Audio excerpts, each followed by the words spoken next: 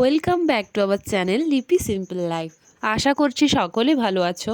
সকলকে দশমীর প্রীতি ও শুভেচ্ছা জানাই। তাই ঘট বিসর্জন হয়ে গেছে, ঘট বিসর্জনের পরে নারায়ণ পুজো হয়েছে, তাই এখন ফল প্রসাদ সবার মধ্যে ভাগ করে দিচ্ছি। আর এদিকে পুরোহিত মশাইকে দেখো, ফোন দেখছে না ঘুমিয়ে পড়েছে বোঝাই যাচ্ছে না, আমি তো বুঝতেই পারিনি। তাই ফল নিয়ে জিজ্ঞেস করছিলাম, ফল দেবো ফল দেবো। দশমীতে যারা যারা অঞ্জলি দিবে তারা এদিকে অঞ্জলি দিয়ে নিচ্ছে। তারপরে শান্তি জল নেওয়ার জন্য ভিড় জমে গেছে। সবাই স্নান করে এসে হাজির। এই প্রতি বছর শান্তি জল নেওয়ার জন্য হুড়মুড়িয়ে সবাই হাজির হয়ে যায়, যে যেখানে আছে পা ঢেকে বসে পড়ে।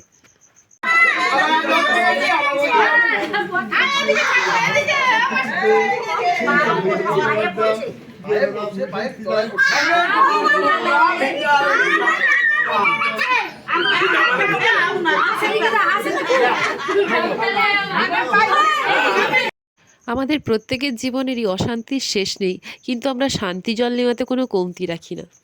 তো পুরোহিত মশাই এতটাই করে শান্তি জল দেয়, প্রত্যেকের মাথার চুল পুরো ভিজে যায়। তো এবছরের ন্যায় শান্তি জল নেওয়ার পর্ব শেষ। তো তারপর আমরা যাব এখন ঠাকুরের ভোগ খেতে। এই যে সবাই একসাথে বসে খাওয়ার মজাটাই আলাদা। বছরের এই কটা দিন যে কত আনন্দ করে কাটাই বলে বোঝানোর নয়। তারপর এদিকে সন্ধ্যের সময় ঠাকুরের কাছে যা যা জিনিস উঠেছিল, তো সব পুরোহিত মশাইরা তাদের মধ্যে ভাগাভাগি করে নিচ্ছে। তারপর এদিকে দেখো, ঠাকুরের কাছে যে ক্ষীর আর ছানা দেওয়া হয়েছিল, ওগুলো সবাইকে বেটে দিয়ে আসার পর যেটুকুন বেঁচেছিল ভাঁড় শুদ্ধ নিয়ে বসে গেছি বৌদি আর ননদ মিলে। লুকিয়ে লুকিয়ে এভাবে খাবার মজাটাই আলাদা।